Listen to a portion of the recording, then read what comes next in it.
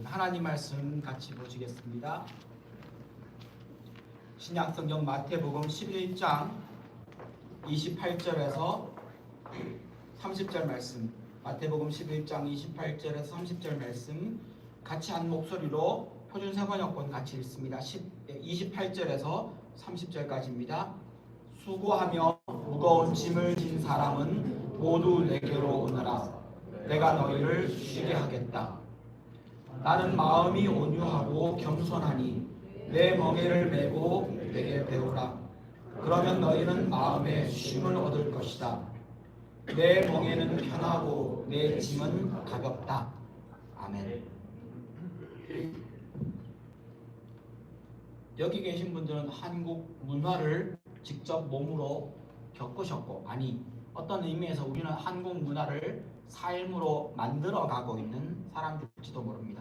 근데 한국 문화가 참 독특합니다. 저는 오늘 말씀과 나누어서 볼 때, 연결해서 볼 때 한국의 문화는 강박을 부추기는 문화입니다.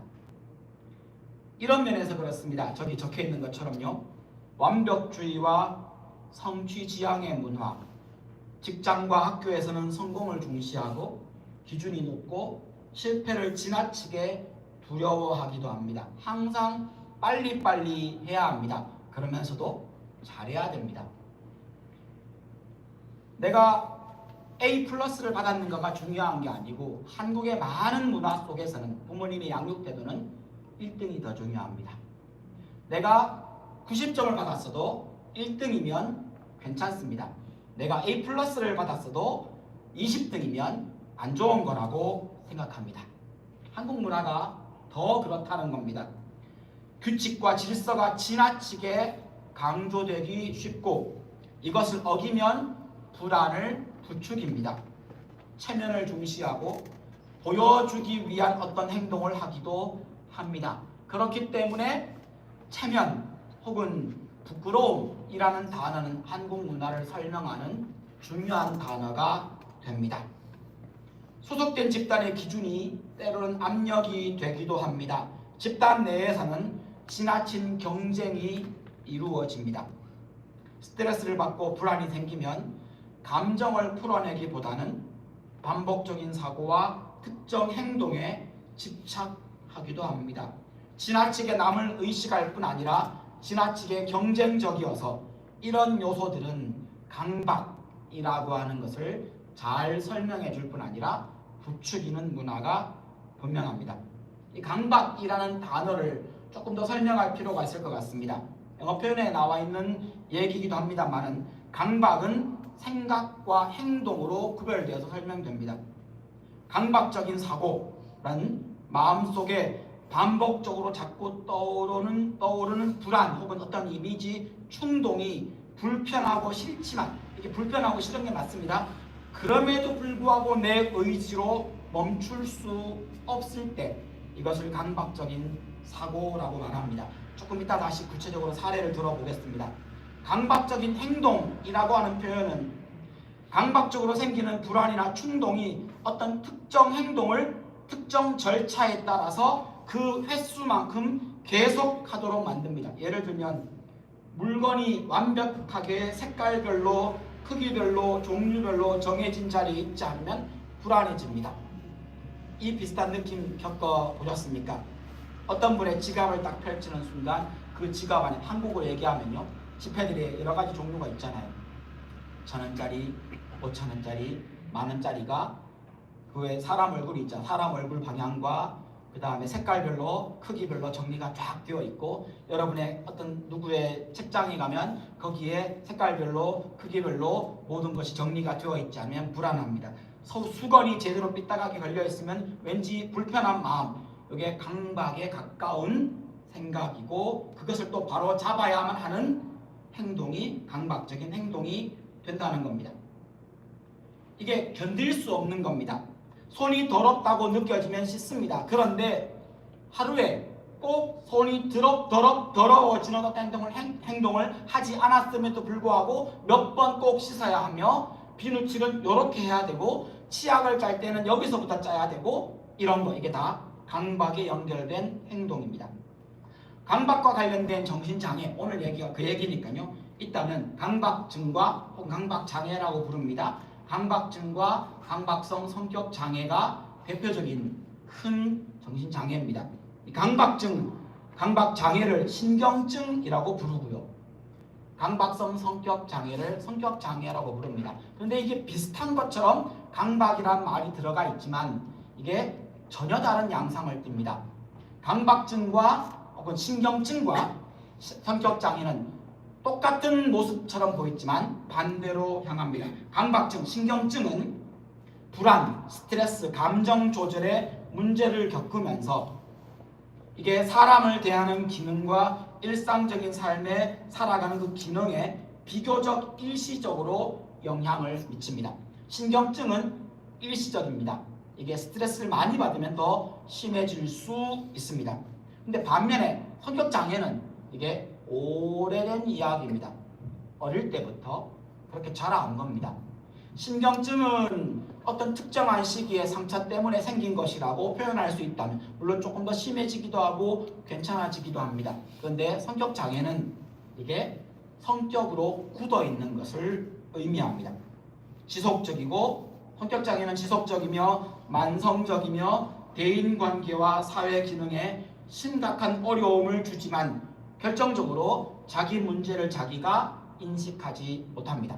똑같은 어떤 불편한 일이 생기면 신경증인 사람들은 내 잘못이야, 내 잘못이야, 내가 잘했어야 되는데, 내가 그 부분의 선택을 잘못했지, 내가 좀 더 잘했어야 되는데 라고 스스로 죄책감을 자기에게 지우는 것이 신경증에 가까운 것이라면, 성격장애는 어떤 잘못되고 불편한 일이 생기면 네가 잘못했고 그 녀석이 내게 못해줬고 그때 누가 안 도와줬고 그 일은 나는 열심히 했고 나는 잘했는데 누구누구 때문이야 라고 책임을 전가시키는 경향이 있습니다.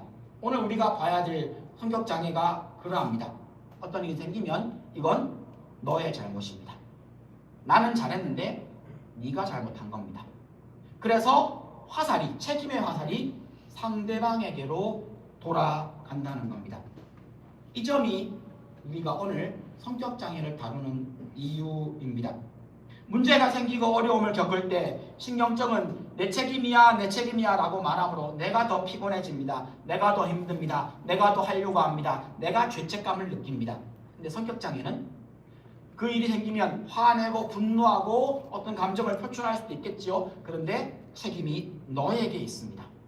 그래서 성격장애, 신경증인 사람 옆에 있으면 그 사람이 스스로를 자책하는 것 때문에 내가 피곤하고요.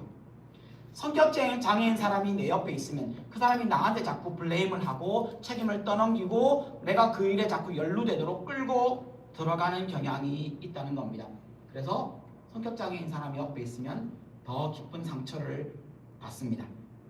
이 얘기는 하기가 좀 불편한 이야기지만 만약에 여러분의 부모님이 성격장애이셨다면 그럼 여러분은 자라면서 그 책임 전가와 비난을 고스란히 받고 자라야만 하셨을 겁니다. 강박성 성격장애, 이 얘기를 설명하기 위해 가장 유명한, 가장 많이 인용되고 있는 미국에 있는 정신질환 진단 및 통계 편람이라고 보통 DSM이라고 줄여서 부릅니다. 저기에 나오는 기준들을 제가 그대로 가져왔습니다. 항목을 보여드릴 때 여러분 8개가 나오는데 그 중에 4개가 해당되면 그 사람은 물론 진단은 의사가 하는 겁니다.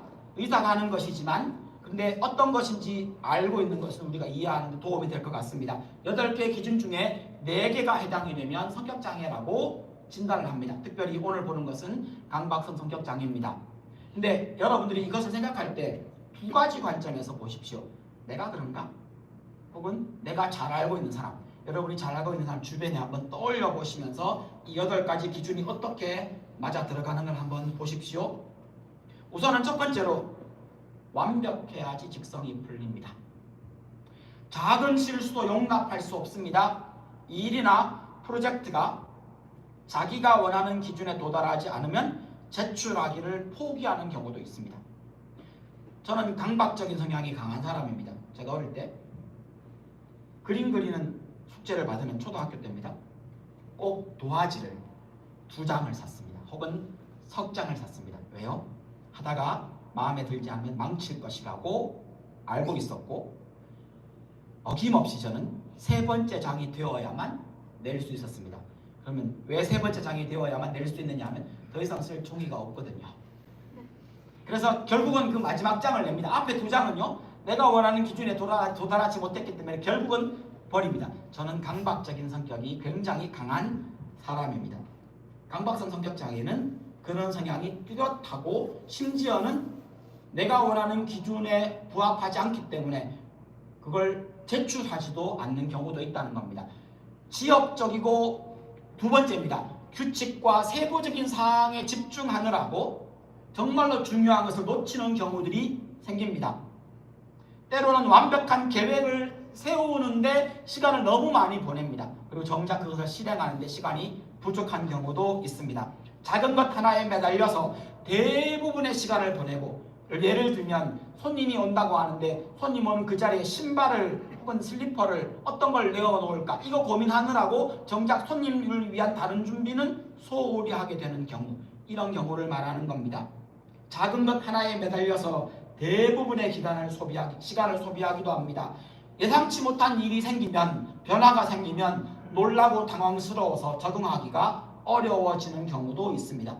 세 번째는 일이 너무 중요해서 여가 시간을 희생시킵니다. 주변 사람들과의 인간관계도 무시합니다. 돈 때문이 아닙니다. 일을 너무 많이 해서 가족과 함께 보낼 시간이 부족합니다. 그래서 이런 사람을 보면 우리는 보통 일중독이라고 부르지만, 일중독이라고 말하는 부분을 설명하려면 또 다른 요소가 필요합니다. 그런데 강박성 성격 장애인 사람들은 이 일중독의 특징을 그대로 가지고 있습니다. 도덕적인, 네 번째입니다. 도덕적이고 윤리적인 기준이 확고해서 융통성이 없고 자기 기준에 옳지 않기 때문에 다른 사람의 이야기를, 의견을 받아들이지 못합니다. 도덕적인 윤리적인 기준뿐 아니라 어떤 것을 결정할 때에도 자기의 생각이 너무 확고합니다. 그래서 다른 사람의 생각과 방법을 받아들이지 못합니다. 다섯 번째 기준은 쓸모없는 물건도 언젠가 필요할지 몰라 라면서 버리지 못합니다. 집안 어딘가에 있을 겁니다. 물론 그 물건은 몇 년이 지나도 필요하지 않습니다. 6번입니다. 다른 사람에게 일을 맡기는 것을 싫어하고, 왜 못 맡기겠습니까? 내 방식대로 내 기준에 적합하지 도달하지 못하기 때문입니다. 그리고는 자기 방식을 따르지 않으면 아예 일을 맡기지도 않으려고 합니다. 차라리 자기가 다 하고 맙니다. 돈을 지나치게 아낍니다. 7번입니다. 자신뿐 아니라 가족을 위해서 사용하는 데에도 인색합니다. 절약을 강조하며 따라다니면서 전기 스위치를 내리는 사람도 있습니다. 잔소리를 많이 합니다. 8번입니다. 융통성이 없고 고집이 셉니다. 좋은 의견, 머리로는 합리적이라는 것을 이해하지만 받아들이지 않으려고 합니다. 자기 생각과 결론을 고집합니다. 대화의 기술, 특별히 경청하는 것이 어렵기 때문에 결론은 항상 내 마음대로 합니다. 여러분이 알고 있는 그 사람 혹은 여러분은 어떻게 여기에서 몇 가지에 해당되십니까? 제가 성격장애를 처음 공부했을 때 나는 강박성 성격장애구나 라고 하는 스스로의 생각을 했었던 기억이 있습니다. 저희 어머니 제가 가만히 돌아보니까 강박성 성격장애이신 것 같습니다. 저는 그렇게 자랐고 그것이 바른 삶의 방법이라고 생각해 왔었습니다. 강박성 성격장애는 전체 인구의, 국가마다 좀 다르지만 2에서 8% 정도라고 이야기를 합니다. 남자가 여자보다 2~3배 많습니다.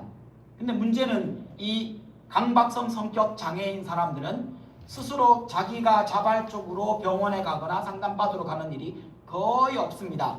왜냐하면 자기는 옳기 때문입니다.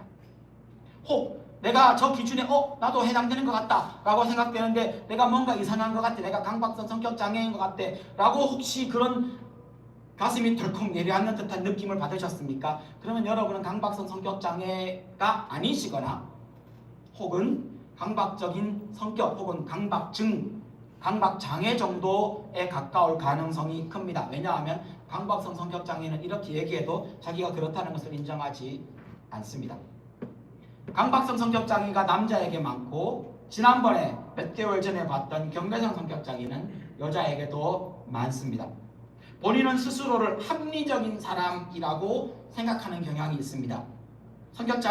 모든 성격장애의 특성 중에 하나인 문제에 대한 자기 자신에 대한 자각이 부족하기 때문에 스스로 내가 그런 사람이야 라고 인정하는 가능성이 매우 떨어집니다. 그래서 다른 사람의 손에 이끌려서 가거나 혹은 다른 사람이 지적해도 좀처럼 받아들이지 않습니다. 아마도 혹 여러분의 부모님들이 그러신 분이라면 자녀된 여러분이, 장성한 여러분이 부모님에게 좀 그것 좀 그만하시라고, 걱정 그만하시라고, 그 행동 그만하시라고 이렇게 얘기해도 안 들으시는 이유가 바로 그 이유 때문입니다. 이 강박성 성격장애가 교회 안으로 들어오면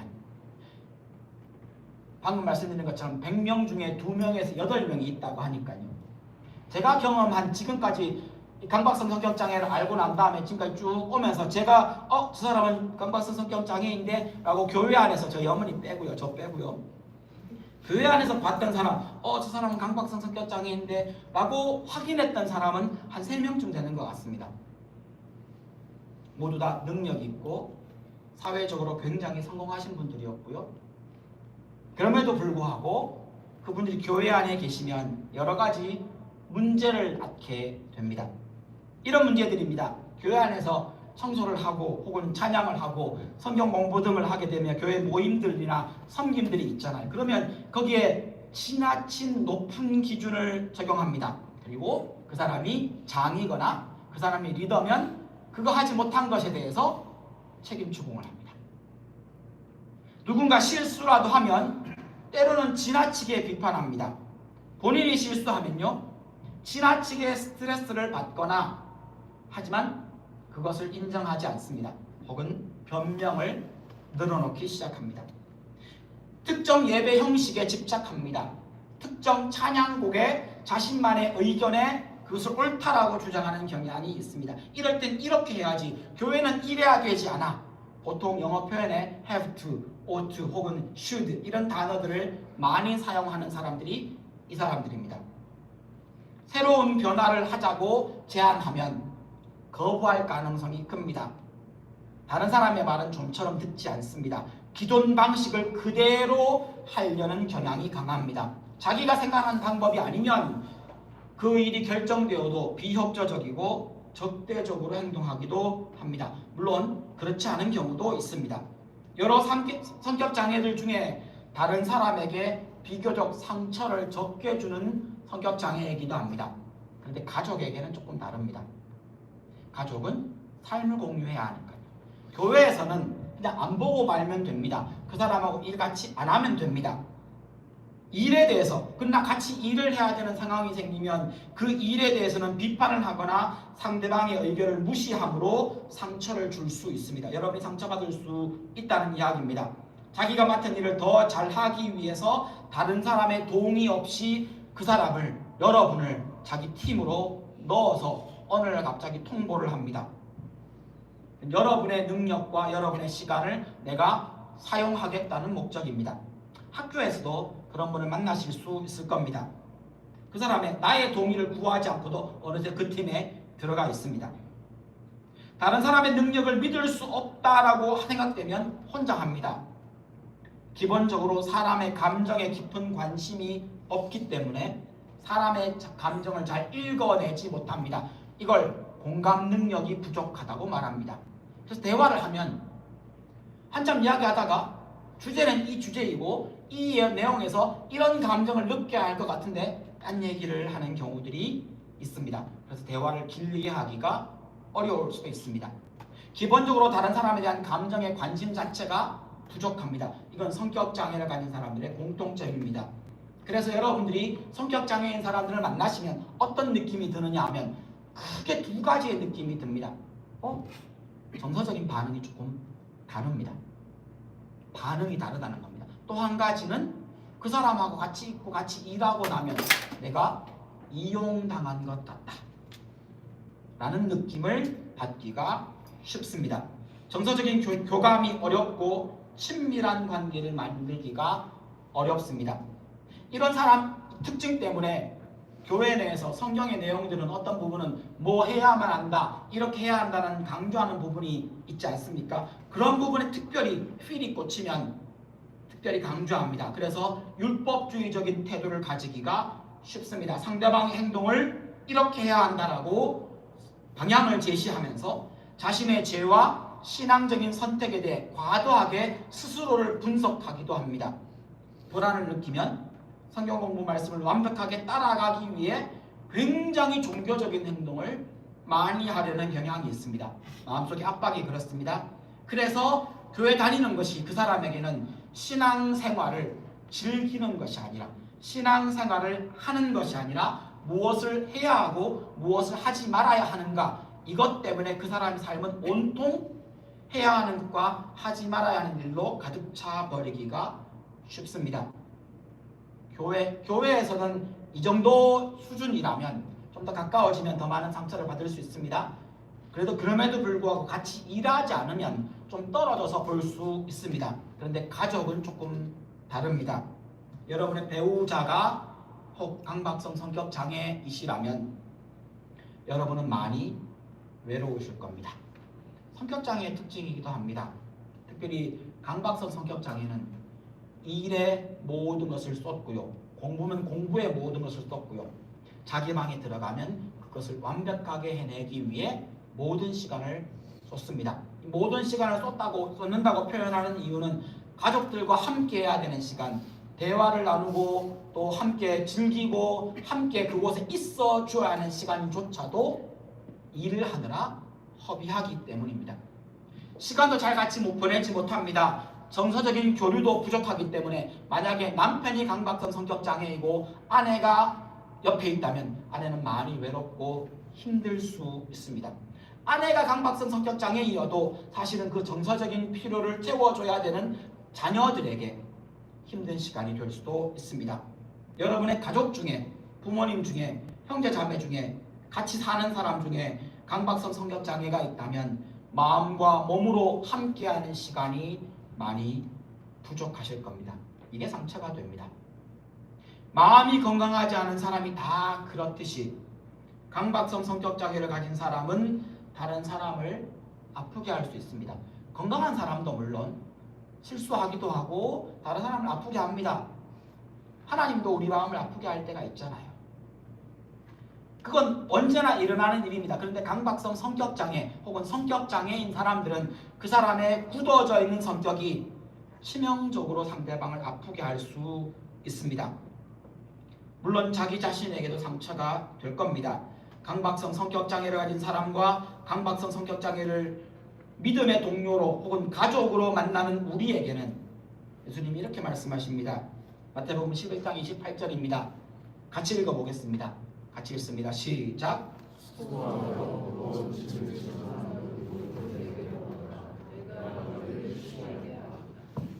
여기서 말하는 수고하고 무거운 짐, 강박성 성격 장애인 사람들은 수고하고 무거운 짐을 스스로 만들어서 자기 등에 짊어지면서 이 일을 해야 한다. 누가 짊어지워 준 게 아닙니다. 내가 짊어진 거고 내가 만든 짐이고 내가 더 올린 겁니다. 그렇게 짊어지면서 옆 사람을 돌아보지 않는 겁니다.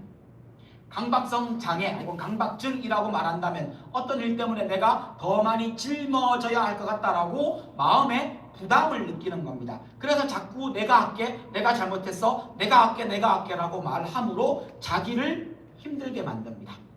그 옆에 있는 사람은요, 내 옆에 있는 사람이 강박성 성격 장애이고 내 옆에 있는 사람이 강박증이면 옆에 있는 사람은 그 사람이 일하느라고 홀로 남겨진 시간을 오롯이 본인이 혼자서 감당해야 하고 그 사람이 일하느라고 내 에너지까지도 거기에 함께 끌려 들어갈 수 있습니다. 이게 다 수고하고 무거운 짐이라는 겁니다.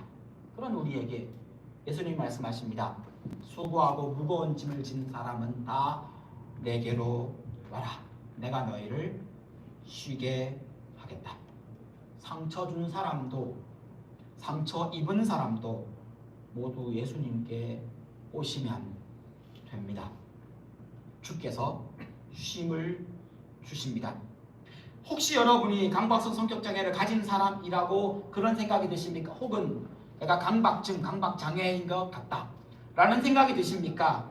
그런 분들에게 은혜와 쉼으로 오라는 하나님의 말씀을 기억하시라고 당부 드리고 싶습니다. 이걸 아주 간단한 말로 바꾸면요, 좀 쉬셔야 됩니다. 일 조금 줄이셔야 됩니다. 여러분 일 너무 많이 하고 계십니다. 내게로 오라는 예수님의 초청은 자신의 노력과 완벽주의에서 벗어나 은혜의 삶으로 나오라는 초청입니다. 좀 쉬셔도 됩니다. 여러분 좀 쉬셔도 됩니다. 일 좀 적게 하셔도 됩니다. 그 시간만큼 가족에게, 여러분이 사랑하는 사람에게, 여러분의 소중한 사람에게 시간을 조금 더 쓰셔야 합니다. 좀 틀려도 됩니다. 100점 아니어도 됩니다. 완벽하지 않아도 됩니다. 그 상 안 받아도 됩니다. 일을 좀 적게 해도 된다는 겁니다. 부족해도 괜찮습니다. 틀려도 괜찮습니다. 내가 틀려도, 내가 부족해도, 좀 모자라도 여러분은 하나님의 사랑을 받고 있는 바로 그 사람입니다. 사춘기를 지나는 아이들이 훨씬 예민하거든요. 그래서 그 아이들이 마음속에 이런 생각을 가집니다. 내가 이 일을 해야만 엄마 아빠가 나를 좋아하실 거야. 여러분들 그런 생각 가지면서 사춘기를 지나신 분이 계십니까? 내가 이 학교에 들어가야만, 내가 이 성적 받아야만, 내가 이것을 이루어야만, 내가 공부 잘해야만, 이런 것들 하면 우리 부모님이 나를 사랑하실 거야 라고 문장으로 떠올랐을 수도 있지만 마음에 그런 부담을 안고 그 시기를 지나오신 분이 계십니까?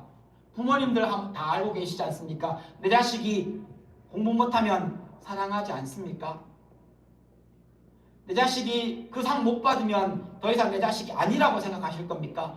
부모님 중에 그렇게 대답하는 사람은 제가 아는 아무도 없습니다. 심지어 성격장애인 부모도 그렇게 생각하지 않습니다. 그런데 자녀는 자라며 그런 압박을 가지면서 자라게 되더라는 겁니다.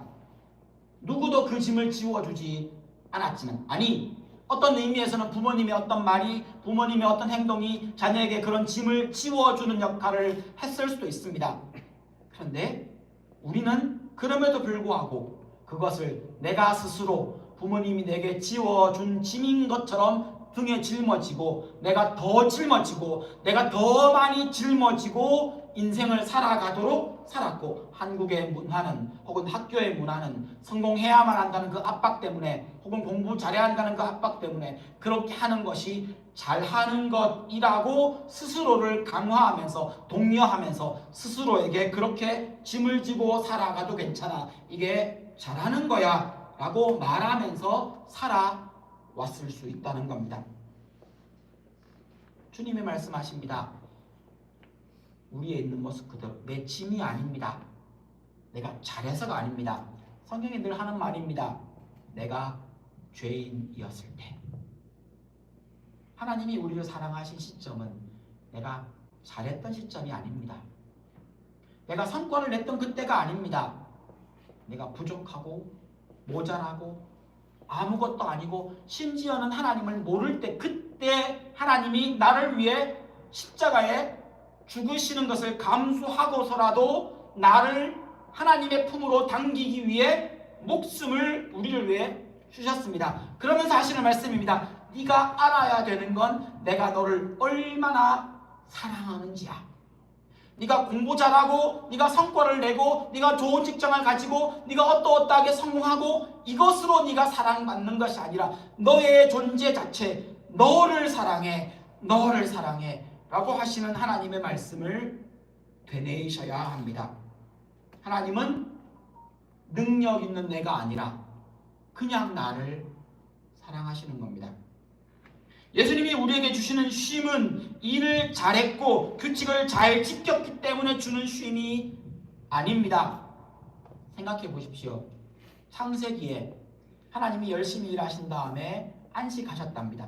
그런 다음에 우리에게 하시는 말씀입니다. 내가 7번째 날에 쉬었어. 그런데 창세기부터 구약에 나오는 안식일에 대한 설명들을 가만히 보면, 여러분 그 내용을 가만히 읽고 있으면 어떤 느낌이 드는가 하면, 열심히 일했으니까 하루 쉬어. 이런 개념도 있지만 이것보다 더 정확하게 더 명확하게 나타나는 것은 7번째 날 잘 쉬기 위해서 6일 동안 일해. 우선순위가 6일에 있지 않고요. 7번째 날 안식일에 있다라는 겁니다. 하나님이 우리에게 주고 싶으셨던 것은 쉼이었습니다. 안식. 안식이 그냥 아무것도 안 하는 그런 안식이 아니라 그 안식일에는 뭐 합니까? 하나님과 교제하고 이웃을 돌아보고, 안식일의 중요한 사명입니다. 이웃을 돌아보고 가족과 함께 먹고 마시고 쉬고 시간을 같이 보내고, 일하느라고 시간 허비하지 말고, 심지어는 내 집에 있는 종도, 내 집에 들어온 나그네도 쉬게 해서 모든 사람이 안식을 누리도록, 이게 가장 우선순위에 있고 이것을 잘하기 위해 6일 동안 일하라는 겁니다. 하나님이 우리를 사랑하시는 것도 하나님이 우리에게 주고 싶은 마지막 날에 완성된 하나님 나라도 그런 것입니다. 그래서 29절에 나는 마음이 온유하고 겸손하니 내 멍에를 메고 내게 배워라. 그러면 너희는 마음에 쉼을 얻을 것이다. 짐을 다 벗겨놓을게. 짐 다 내려놓아라. 이렇게 말하지 않고요. 29절을 보십시오. 내 멍에, 너희들 지금 메고 있는 그 멍에를 벗어버리고, 세상의 방법대로 살아가는 그 멍에를 벗어버리고, 너희들 등에 지고 있는 그 짐 벗어버리고, 너희들이 억지로 사랑받기 위해 지고 있는 그 짐 벗어버리고, 그게 아니라 내 방식대로, 세상 방식이 아니라 세상 방식대로 멍에를 메고 세상 방식대로 짐을 지는 방법이 아니라 내 방식대로 하나님이 우리에게 주시는 평안과 안식의 방법으로, 이게 어떻게 바뀐 겁니까? 짐을 지면 사랑받는 게 아니고 사랑받기 때문에 그 사랑받는 그 마음으로 짐을 지고, 그 짐은 어떤 짐입니까? 성경에 나오는 대로 표현한다면 이 짐은 우리가 서로를 돌아보며 너의 짐을 내가 져주고 나의 짐을 네가 져주고, 가족이 어떤 겁니까? 일주일 동안 살아오며 힘들었던 이야기를 가족들이 나누고 함께 울어주고 함께 웃어주고, 이게 가족 아닙니까? 이게 형제 자매 아닙니까? 그 짐을 지는 방법으로, 이게 예수님 말씀하시는 29절의 짐과 멍에입니다. 순서가 바뀐 겁니다. 우리는 이미 사랑받는 존재이라는 것을 확인하고 누리며 멍에를 메고 짐을 지는 겁니다. 우리의 멍에와 짐은 뭡니까? 사랑이라는 겁니다. 하나님은 우리의 성과가 아니라 우리를 사랑하시는 겁니다. 그리고 그 안에서 쉼을 누리라고 하십니다. 예수님이 주시는 멍에는 통제와 강박이 아니라 사랑과 은혜의 멍에입니다. 여러분의 가족과 여러분의 교회와 형제 자매들이 여러분을 사랑하고 있다는 것을 기억하십시오. 성격장애이신 분들이 이 얘기를 해도 못 알아들으실 줄 알지만 그럼에도 불구하고 지식으로 저는 상담 공부하면서 확신하는 한 가지가 있습니다. 성격장애도 좋은 공동체를 만나면 치유될 수 있다. 공동체 사랑은 그 사람을 더 건강하게 만들 수 있다고 확신합니다. 성격장애인 사람뿐 아니라 오늘 이야기 안에는 성격장애인 사람과 함께 있는 그 사람들, 공동체 안에서 혹은 가족으로 그렇게 있는 사람들에게도 동일한 메시지, 내게로 와서 쉬어라 라고 하는 그 말씀을 들려드리고 싶습니다. 은혜와 쉼으로, 혹은 다른 말로 바꾼다면 여럿이 함께 사랑으로 오시라고 말씀드리고 싶습니다. 여러분들도 여러분 가족 중에 성격장애가 있고 강박장애가 있고 강박증이 있고 강박성 성격장애가 있다면, 여러분 주변에 그 가족들이, 동료들이 그런 사람이 있다면 그 사람을 대하시느라고 여러분 진짜 수고하시고 무거운 짐을 지신 겁니다. 여러분의 부모님이 성격장애이셨습니까? 여러분의 마음에 있었던 그 상처 하나님이 알고 계십니다. 여러분에게도 쉼이 필요합니다. 축교로 먼저 오십시오. 축제 와서 예수를 만나고 그분이 여러분을 얼마나 사랑하시는지 그 말씀을 확인하십시오. 다시 확인하십시오. 다시 거기로 돌아가십시오. 그 사랑을 느끼고 확인하시고 나면 여러분의 짐이 벗겨지는 것을 느끼실 수 있을 겁니다. 여러분은 혼자가 아닙니다. 옆에 있는 가족, 성도들과 함께 회복하실 수 있습니다. 강박적이고 완벽주의인 성도들과 함께 신앙생활을 할 때 너무 높은 기준을 들이대면서 여러분을 정죄하고 여러분에게 잔소리하고 채근하는 사람이 여러분의 공동체와 교회 안에 있으면 그 사람을 보면 이렇게 기억하셔야 됩니다. 다 같이 읽겠습니다. 같이 읽습니다. 시작. 아, 저 사람은 마음이 아픈 사람이구나.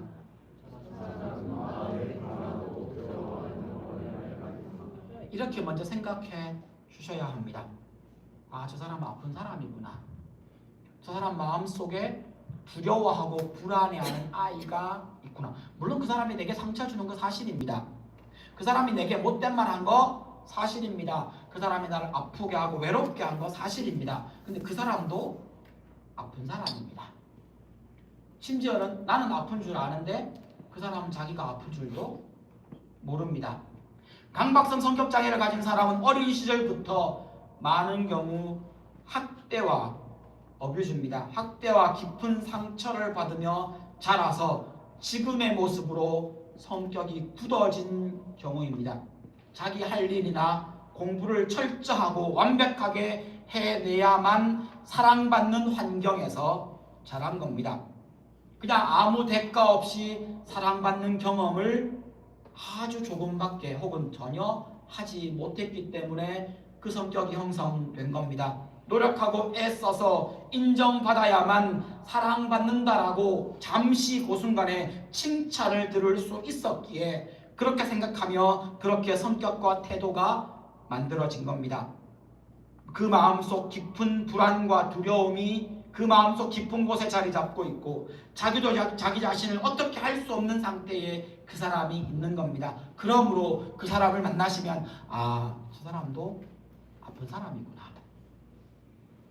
저 사람은 마음에 불안과 두려움이 가득 차 있는 어린아이가 여전히 저 사람 마음속에 주인으로 자리 잡고 있구나 라고 알아주십시오. 다만 다시 한번 강조합니다. 그런 사람은 혼자 만나시면 안 됩니다. 모든 성격 장애는 똑같습니다. 모든 성격 장애인 사람은 혼자 상대하면 여러분이 다치십니다. 같이 여러 명과 같이 있을 때 그 사람을 만나시고 또 한 가지 할 수 있는 것은 여럿이 함께 하실 뿐 아니라 사랑으로 분명한 선을 그어 주십시오. 안 되는 것은 안 된다라고 말씀하셔야 됩니다. 내게 허락도 없이 내 자원과 내 시간과 내 노력을 가져가려고 한다면 NO라고 말하셔야 됩니다. 혹시나 목사가 성격장애이기 때문이 아니라 목사가 일을 하다가 여러분에게 이런 일 하실 수 있나요? 라고 물으시거나 혹은 섬김이 누군가가 야 누구야 여기 손 많이 필요한데 좀 도와줄래? 라고 말할 때라도 하나님이 여러분에게 이것 해라고 시킬 때에도 여러분 NO 하셔야 됩니다. 목사가 이런 얘기하니까 이상합니까? 하나님이 여러분에게 요구하실 때에도 여러분이 기쁜 마음으로 할 수 없고 그것에 헌신할 수 없다면 NO라고 하십시오. 물론 예스라고 말함으로 순종함으로 얻는 것이 크겠지만 그러나 여러분 많은 경우 NO라고 말하지 못해서 여러분이 탈진하고 여러분이 이용당하고 여러분이 그곳에서 수고하고 무거운 짐을 오히려 더 지는 경우를 교회 안에서도 가정에서도 더 많이 보기 때문입니다. 그분을 하나님을 신뢰하는 마음이 충분히 생기시거든 하나님의 사랑이 맞다라고 받아들여지시거든 그분의 말이라면 그렇지 지금은 이해할 수 없지만 내가 그분의 말이라면 예스 이렇게 말할 수 있는 믿음으로 나아갈 수 있는 여지는 있습니다. 그런데 예를 들어서요 목사가 이것이 하나님의 뜻입니다 라고 여러분에게 무언가를 요구할 때 그건 하나님의 뜻이라고 말하는 목사의 말을 듣지 마시고 여러분이 기도하며 믿음으로 NO라고 결정하시라는 얘기입니다. 하나님은 우리에게 NO라고 말하도록 허락하셨고 그건 우리가 하나님 앞에서 교회 일에서도 신앙에서도 NO라고 말하는 것은 아주 중요한 우리의 선택이 될 수 있습니다. 특별히 강박성 성격 장애인 사람을 만나시거나 여러분을 함부로 대하는 사람이 있거든. 노라고 말하십시오. 밀어내십시오. 아니라고 얘기하십시오. 물론 이 아니라고 말하는 데에는 기술적인 혹은 대화의 방법에서의 기술이 좀 필요합니다. 부드럽게 하지만 명료하고 분명하게, 친절하게 하지만 여러분의 뜻을 명확하게 노라고 말하십시오. 그 사람이 여러분을 무시하거나 혹은 여러분의 일과 목표가 그 사람에게 너무 중요하기 때문에 여러분을 자꾸 잡아당기려고 합니다. 여러분, 혼자가 아니라 여러 명이 그 사람을 대하십시오. 같이 일하는 것을 피하시고 같이 해야만 한다면 여러 명이 함께 그 사람을 상대하십시오. 그 사람의 고집스러움에 밀리지 마시고 버티십시오. 동시에 그 사람의 말을 열심히 들어주고 다른 것들을 맞추어 주십시오. 당근과 채찍이 필요합니다. 거절은 거절이고 그 사람을 사랑하는 것은 사랑하는 것입니다. 부드럽고 하지만 단호하게 말씀하십시오. 그 사람은 여러분을 정죄하고 판단하겠지만 우리는 그를 용납하고 품어주어야 합니다. 그가 실수하고 뭔가 모자랄 때 잘잘못을 분명히 가려야 하겠지만 필요합니다. 하지만 용서의 방법도 우리에게 있다는 것을 기억해 주십시오. 좀 완고하게 굴더라도 고집스러운 아이를 대하듯이 선을 지키며 품어주십시오. 성격장애인 사람을 대하는 방법입니다. 다시 한번 강조합니다. 성격장애인 가진 사람을 혼자 대하시면 안 됩니다. 여러분이 함께 그를 대하셔야 됩니다. 말씀을 마무리하겠습니다.